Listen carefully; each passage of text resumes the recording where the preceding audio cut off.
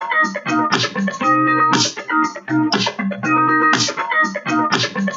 now let's get back to paying attention. And once again, here's your host, Tom Duggan. That's what they tell me. All right, studio audience, we don't clap anymore when we come back from breaks. Is that what, I got to train you guys all over again? What is that all about? Sean the barista! Awesome, thank you, Sean. Sean, say hi to everybody at home. Hi to everybody at home. Thank you for being we have our own barista here at the Studio 21 Podcast Cafe in Salem, New Hampshire, above Two Guys Smoke Shop. And at the top of the show, I did not thank our sponsors. We'll do that now. We want to thank, who do we have for sponsors? Twin Lights Security. They do my security. We have Mike Thibodeau here keeping me safe today. We actually have a couple of security guys here keeping me safe today. Let me try this coffee here. Oh my God, that is the best damn coffee I've ever had in my life. And I'm not just saying that either. You guys know me well enough. Twin Light Security and Investigations. They do private investigations. They do security for businesses, security for individuals, as you know.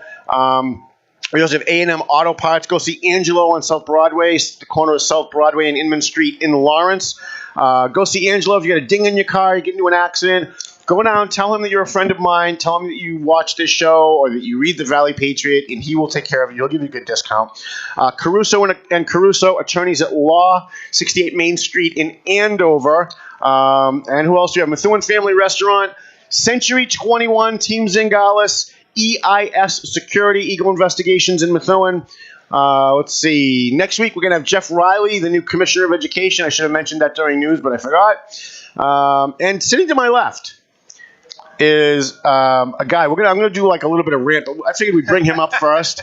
I first met Lenny Mirra. Lenny Mirra is the guy sitting to my left. I first met State Representative Lenny Mirra during the primary of his first campaign.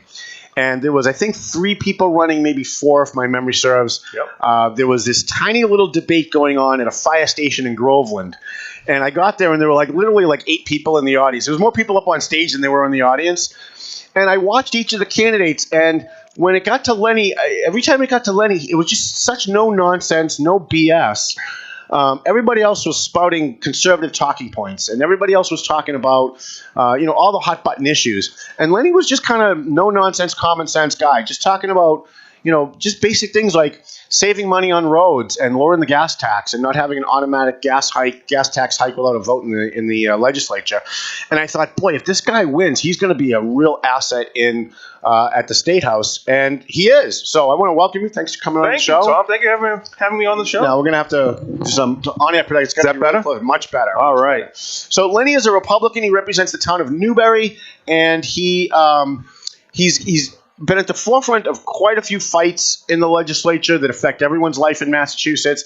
But I think rather than have me talk about it, because I'll probably screw it up, let's have him talk about it. So why don't you talk about some of the stuff that you've been doing lately, and then we'll get to... Sure. Thank you, Tom. And first of all, I love the new digs. Last time I was on your show, you were in that old place in Lowell. Yes. With Phil from the future. Right, yep. Oh, good No guy. rats running around. Yeah. Peeling off. Man. Yeah. That was fun. This is great. That was CAP. They haven't put a dime of money into that building in 55 years. Wow. This is wonderful. This is all brand new. We want to thank Dave Garofalo from Two Guys Smoke Shop for putting this together for us. Yeah. Well, lately working on the State House. We're going to be entering budget season really soon. A very important time. And, the economy in Massachusetts has been doing very well for the last several years. Very low unemployment. Businesses are growing. The economy is expanding. But you know what, Tom? We never saw a real solid increase in tax revenues like we expected. Every year, we would put forth a fairly conservative budget, and instead of having a surplus at the end of the year, we would end up with a slight shortfall. And so we always ended up with 9 seat cuts at the end of the year. This year, we're thinking that's going to turn around. And let's give credit where it's due. I think this new tax plan down in Washington is going to have a large part of that. I think we're going to finally see the economy grow at a rate of growth that is what we should have expected in a recovery. We haven't seen that yet. We've been growing at around 2%, 2.5%. If we get closer to 3%, doesn't sound like a lot of money, but that's a big jump. Yeah, it really I'll is. take a 3% pay raise. Oh, man. How many people out there wouldn't want a 3% pay raise? Right, there you go. I mean, Nancy Pelosi calls it crumbs, but that's because she's like a multimillionaire. To her, it is crumbs. To her, it is crumbs. But you know what? I think this is the first year we're going to finally see some solid increases in tax revenues. And that's going to help the cities and towns because we're lucky. We have a governor that started out in municipal government. He was a selectman. He understands what it's like to run a town. He was a selectman for, I believe, Swampscott. Right. And when you talk to the people that run these cities and towns, they'll tell you Chapter 70, Chapter 90, those monies have been kind of short lately. Unrestricted local aid. Explain to people what Chapter 70 and Chapter 90 is. Chapter 70 is money the state gives the cities and towns for education. Chapter 90 is money the state gives the cities and towns for road repairs. Okay. And Chapter 70 is the biggest sticking point. It's based on a formula. And that formula is based on things like per capita income and assessed values of homes. I don't want to bore your listeners. But what eventually happens is the big cities end up with most of that Chapter 70 money. The small towns, like the ones I represent, are on the short end of that. And so, I represent Newbury, West Newbury, Georgetown, Groveland, Boxford. And the property taxes in those towns are skyrocketing. I have a house in West Newbury. The property taxes are over $10,000 a year. And that's not so unusual right now to have a house with a 5-figure property tax bill. And when you look at the budgets for those cities and towns, most of the money goes to the school system. Right. Over 50% will go to your school system. I think we spend too much money on schools. And I get really frustrated when we start talking about education and people immediately start trying to defend teachers. Oh, you're attacking teachers. Yeah, teachers suck, okay? I'm so tired. No, I'm serious. No, don't say that. I'm so tired of people saying, "Oh no, teachers are." Whenever the unions come out and they want to boycott and they want to, whatever the unions are trying to do, they want more money, they want more benefits. Listen, I sat on a school committee. I remember Gary Marcoux, head of the Lawrence Teachers Union, standing in front of us arguing for us to put a teacher back in the classroom at the Arlington school that had been caught hitting a kid. Okay? And yet they still get up and they defend putting these kids back, these teachers back in the classroom. Now, please, if you're a liberal and what you heard was that all teachers are bad because liberals are brainwashed to hear the word all when it's not there. I didn't say all teachers were bad, but I think the vast majority of teachers in our public school system suck. I think they are there to indoctrinate our kids about global warming and sexual issues and social issues and being polite and not bullying instead of being there to teach. Well, can we make a distinction, though? Sure. Let's make a comparison in Massachusetts between transportation and education. Both are expensive in Massachusetts, okay? And you can look at it any way you want. You can look at per pupil spending by state.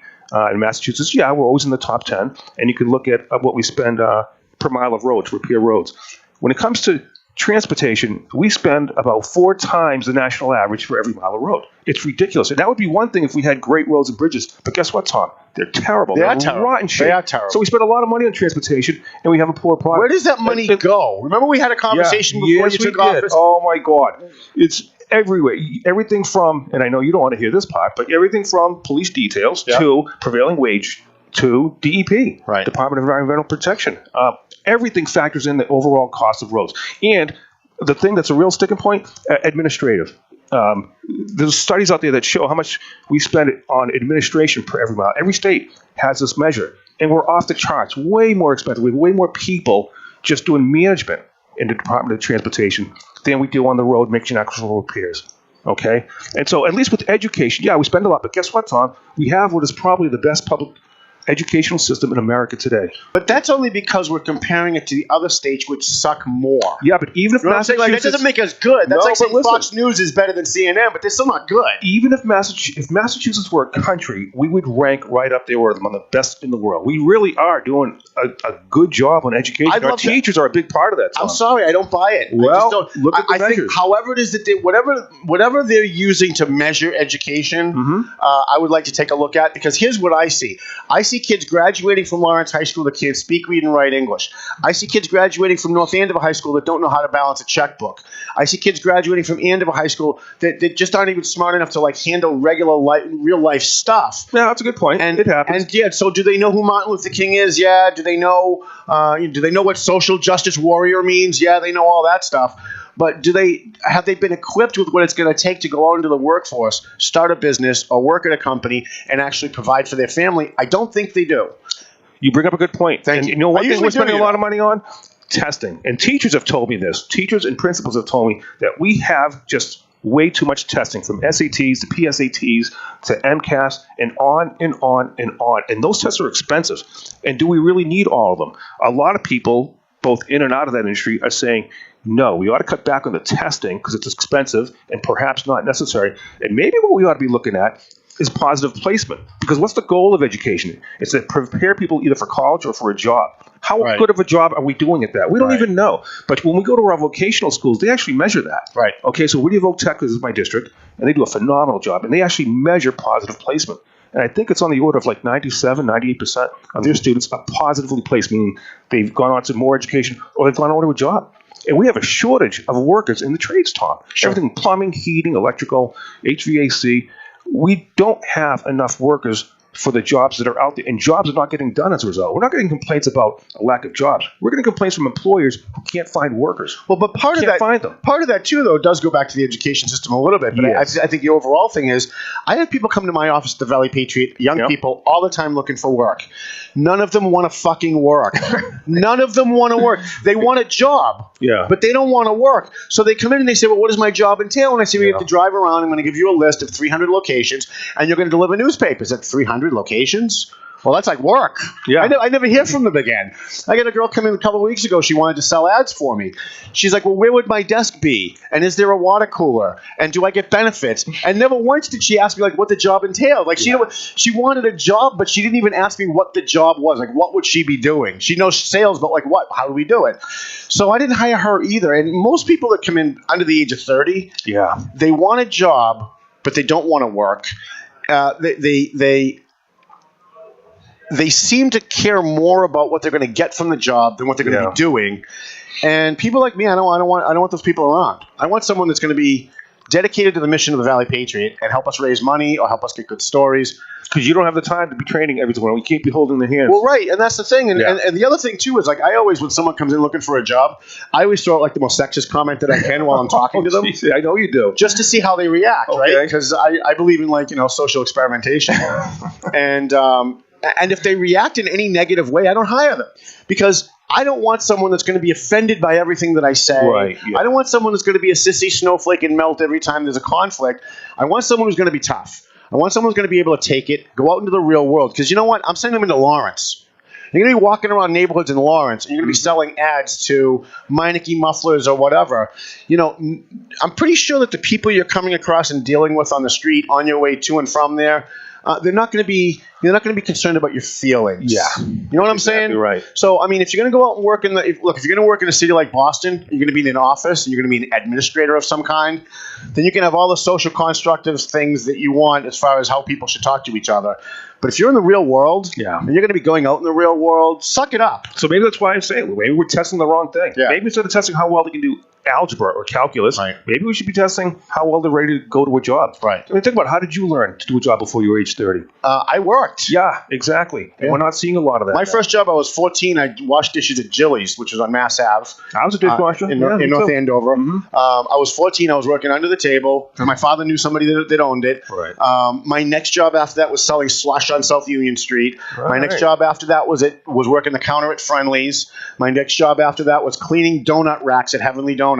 So, yeah, I went out and I worked, and I got experience by talking to people and getting fired from jobs and doing stupid things and learning what not to do.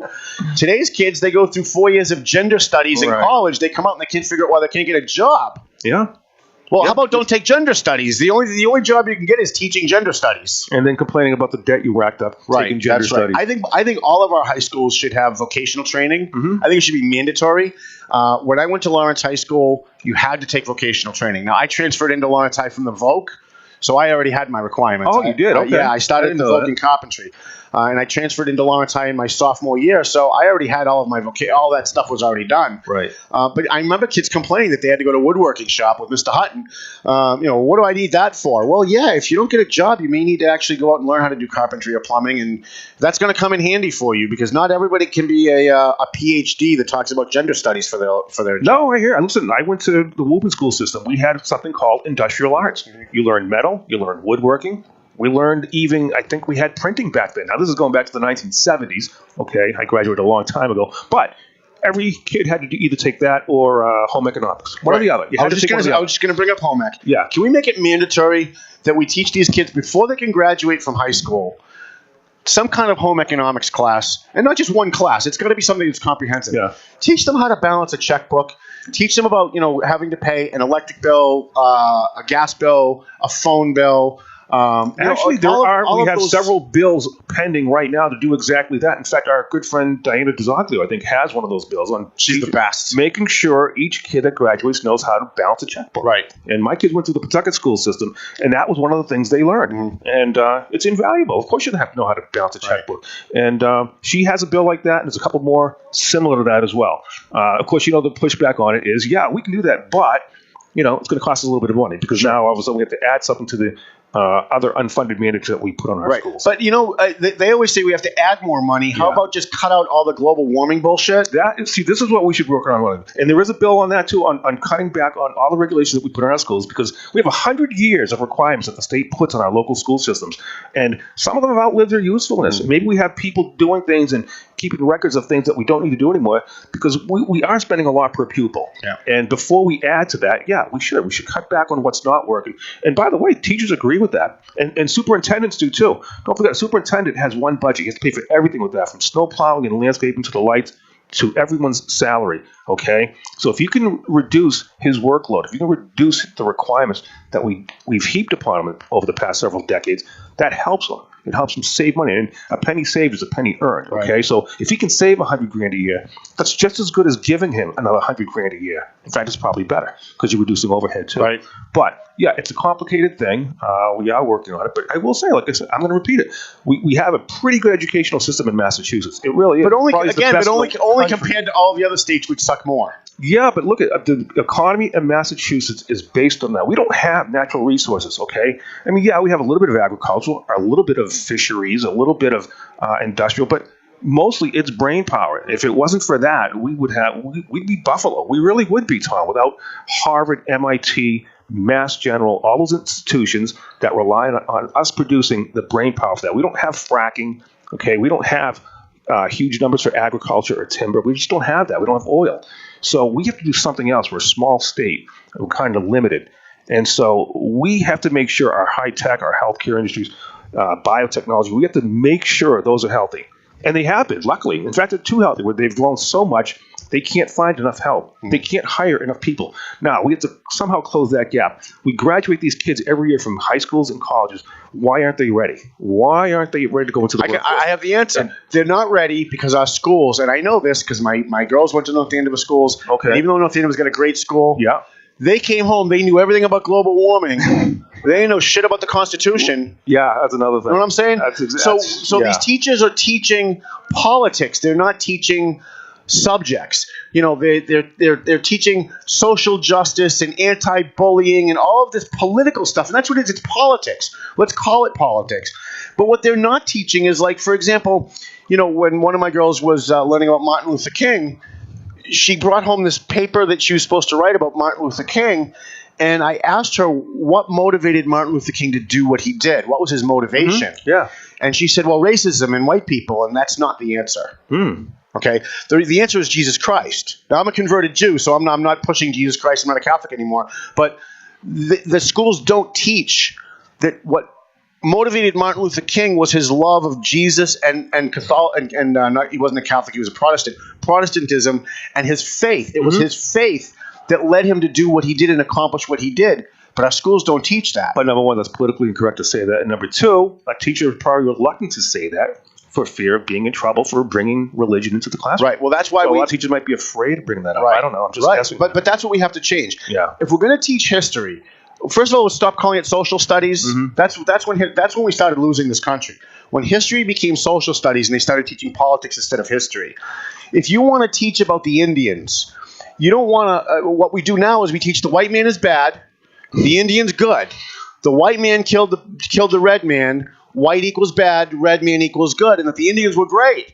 And yet we know from history, we know from reading real history, that some of the Indians weren't great. Some of them raped and killed each other's tribes. They had their own slaves. The Trail of Tears, they brought their slaves with them, right? But they don't learn that. They learn the Trail of Tears, but they don't learn that the Indians had slaves because, well, we don't want to hurt anybody's feelings. Yeah. We have to get rid of the politics in our education, and that's why I say the teachers suck. Not all of them. No, let's not say it. Well, in fact, let's bring up a word that the left tries to bring up all the time. Okay. How about that word diversity? Because when it comes to Please. colleges and universities, they talk about You diversity. really want to see me lose it? But the only kind of diversity they talk about is what? Diversity of skin color, ethnicity, gender, Right. things like that, things that don't matter. But not diversity of thought. Exactly. So how diverse is their history department? So how many Republicans or conservatives are there on their staff? Yeah, zero. So what happens when a kid graduates from those universities? I mean, I went to Boston College. I saw it firsthand. The entire history department was made up of leftists. Yeah. And you could see it has an effect on the students graduating. And that's why so many of our university students come out with that mindset. Right. And it's a very closed-minded, intolerant mindset. We Okay? even have Merrimack College, which I was going to mention in the first segment. Merrimack College, which is not a public institution, it's a private. I think the Augustinians run it. They're offering now a major in social justice. Yeah. Now, how can you claim to be any kind of a religious organization, having any kind of religious faith at all, and want to teach hatred? Because that's what social justice is. It's hatred. It's hatred of white people. It's hatred of cops. It's hatred of the military. And it's really unhinged. If you talk to any of these social justice warriors, they're just mentally ill. There's something it comes wrong back with to them. that diversity. You know what? It's fine to put forth that perspective. When I was in college, the history on Christopher Columbus was he was this evil European that came here and raped the land and stole the gold, and et cetera, et cetera. And that's fine. We need to make sure the truth is known if that's in fact the truth. But we never hear the other side of it. Right. About what was the effect, the long-term effect of having Europe, come over here and settle this area. Right. We never hear the other side of the story. We just don't. So there is a lack of diversity. Right. There really is. I think it's funny that liberals and Democrats really care that immigrants came here from Europe and stole the evil. And were evil and stole the poor Indians' land, and they're more concerned about the people who were here than the people coming here 200 years ago. Yeah. But today, they care more about the people coming here than the people who are already here. Well, there's that too. Yeah.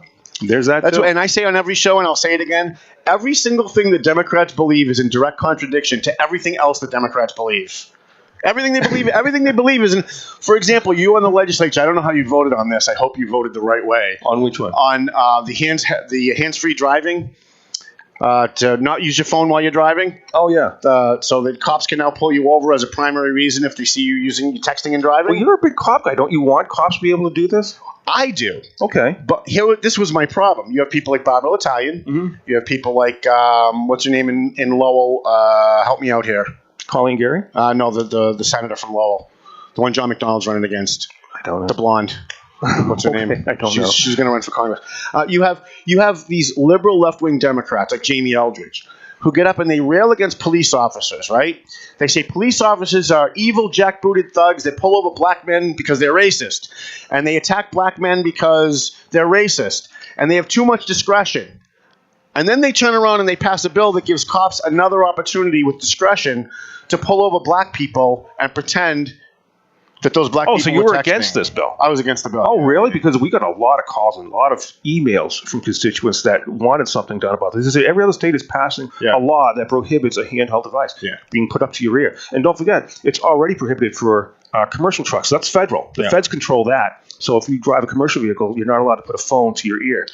We got a lot of phone calls on this. First of all, I think the law is needless because now I can just say, "Hey Siri, text Lenny Mirra, tell him I'm on my way." Well, that's what we want. We want that. My phone. Well, that's what we want, or a Bluetooth device where it's hands-free. But my problem was the hypocrisy of it's the Democrats that pushed this in the legislature, the same Democrats that say that the cops have too much discretion and they're all a bunch of racists. I'd love to go off on them, but Black Lives I'm going to Matter. defend them here. I'm going to defend them. No, Tom. And then they pass a bill that allows cops, these same people that they believe are evil cops that are going to pull over black men for being black, they just gave them another tool to pull over black people for no reason. It just goes to show that they don't even really believe what they say they believe. That's my problem. No, I don't know, Tom. I'm going to give them the benefit of the doubt. Right. I think they're responding to the He's got to work with them every day. That's why. I got to work with them. And by the way, the ones in Beacon Hill are not like the ones in the media. There's less partisan discord in the State House than what you'll see in the media. And even less than what you'll see down in Washington, too. Not to pat ourselves on the back, not to brag, but the two parties on Beacon Hill tend to work together a lot better than the two parties down in Washington. So we have a Republican governor in a very deeply blue state, and he finds a way to balance the budget every single year without a tax increase. And don't forget, state government can't print money. We can't just borrow endlessly like the feds do. We have to truly balance our budget every single year. And we've been doing it without a broad-based tax increase. And we have a speaker, by the way, who agreeing with the governor on that, on not imposing another broad-based tax increase. He made that promise again just this week in his State of the State address. So that's something that, like I said, I don't want to brag about it, but it's something we ought to be happy about, because there's going to be a couple of ballot questions this November. As you know, there'll be one to increase the income taxes on people making over $1 million a year. We have to change the Constitution to do that. And by the way, Massachusetts, as you know, has a Constitution that was written by John Adams himself. It's the oldest Constitution in the world still in use today. The oldest one in the world. And we're going to change it because one of the requirements of the Constitution is everyone pays the same tax rate. As it should be. It's a flat tax, right. And it works. So why are we going to discriminate against people who make more money just because they make more money? Yeah. And the Democrat answer is, well, they have more. You don't know that. Just because they make more does not mean they have more. Well, they'll use extreme measures like professional athletes like Tom Brady makes donuts. Is that of course we did. Yeah, that's for you, best. And if Tom Brady makes $25 million a year, well, he should pay a higher rate. Well, we've had a flat tax for a long time in Massachusetts, and it's worked. Right. Look at where the states that have already done it. Dude, that's for you. Look at the states that already have the best. That graduated income tax on. Look at New York, California, Connecticut, maybe Rhode Island. What are their budgets like? What is their fiscal situation like? I'd say it's worse than ours. And they already have a graduated income tax. Thank you. Yeah, you're welcome. But anyways, just bringing that up because it's something that your listeners will want to pay attention to, because in November, that will probably be on the ballot. Right. The MBTA, I want to just talk about this, then we're going to take a quick break and come back talk about your book. The MBTA, I've been following this. Bruce Tarr has been on the forefront of this. He's a state senator from Gloucester, thank you. I always want to say Essex. And he's been keeping me up on these things at least 3 or 4 times a week. I get press releases from him. They're trying to reform the MVRTA. Is not the MVRTA. The MBTA. MBTA. Yes. Thank you. Right. Millions and millions and millions of missing money. Millions. And again, I think we had a conversation about this right before you took office. Yeah. Where is it? Like, they could say, okay, we found that there's missing money and we're going to tighten the system and it's never going to happen again. But like with Suzanne Bump's audits, I don't see anybody going to jail. I don't see law enforcement stepping in and saying, so I guess like if you rob a bank and you get $1,000, you go to jail for 20 years. Right. But if you steal $20 million from the MBTA, not so much, right? From what I'm seeing. I mean, I'm only going by what I see. You're there every day. It's bookkeeping. It's a lot of things. And we're trying to fix the MBTA is like unraveling a bowl of spaghetti. And we gained a big victory when we allowed the Baker administration to suspend the Pacheco rule at the MBTA, only for a limited amount of time. I hate that rule. So we were able to privatize things like the money counting room. Think about it. We had these state workers counting money, and that's probably where a lot of it did go missing. Right. It was just poor behavior on their part, and the privatization of just that one thing is already saving us millions of dollars. Same with the parts warehouse. We have warehouses hold parts for buses and trains. It would take like a week just to get the right parts to the mechanics from the warehouse to the mechanics. And now we're privatizing that because there's companies that specialize in that. Private sector companies that just do nothing else but that, and they're really good at it. They do a better job and at a lower price. So we're able to privatize those things. But you know what liberals and Democrats hear when they hear the word privatization, right? Yeah, it gets fought every step. Evil corporations are going to make money. Well, yeah, as opposed to political hacks who get jobs and don't do any work making money. At least if it's privatized, the work's getting done. Exactly. And by the way, when you start to privatize certain pockets like that, it makes the rest of the organization stand up and notice, by the way, we can privatize next. Right. Maybe we ought to get our act together. And that happened with the mechanics, MBTA mechanics. They were going to be privatized next. So guess what? They came to the negotiating table with a plan of their own to save money. Excellent. And without that leverage of privatization hanging over their heads, they probably wouldn't have done that time. Right. So it's a victory. The problem is, we need 100 small victories like that. There's not going to be one bill or thing we can do to save all that money. It's going to be a lot of little steps just like that. And you've got a Democrat legislature, majority Democrat, vast majority Democrat. How how does any reform actually happen? I mean, they're the ones making the money on all this stuff. Yeah, because we have a governor that's willing to sit down with them. So Governor Baker will sit down with Speaker DeLeo and whoever the Senate president is at the time. It was Stanley Rosenberg. He's not there anymore. But he would simply sit down with them and explain, here's how we have to save money. Because the MBTA, I mean, it's not a secret. We spend more per passenger mile than just about any mass transit agency in the world. And we're a small state. And we're tiny. We're tiny. And so it's undeniable. So he was able to get them to suspend Pacheco. How did we get that done? I mean, Democrats have veto-proof majorities in both the House and the Senate, right? But he was able to get it done because we simply explained, our constituents demand better service and lower prices. And that's what we work for. We work for our constituents. We work for the voters. And we got it done just by sitting down and being reasonable with them. It's something Washington could probably learn a little bit from. Right now we have a president who's at the same party as the House and the Senate. And even he's having a hard time getting things done. He hasn't got even half the things he wants done, right? I love when CNN comes on and they say, even Republicans are against what Donald Trump did to, as if like they're all part of the same team. Yeah. We know, work that those way. of us who actually followed that campaign, we know that most of the Republicans did not want Donald Trump. They did not. I think the party actively worked against him. They did. And they're still working actively against him.